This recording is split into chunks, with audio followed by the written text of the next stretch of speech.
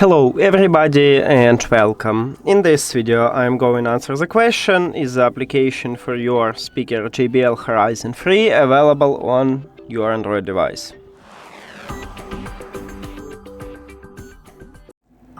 And right here we have the application what JBL offer for the speakers. It's called JBL One. So we need to open it, and right here we can check a list with supported devices.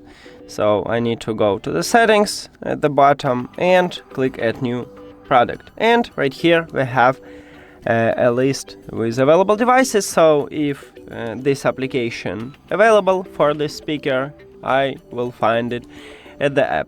And we need to scroll down. Our model is Horizon 3, so we look at the Horizon 3. And right here in the home speaker we have it. So my short answer is yes, the application for your speaker available on your Android device. That's it.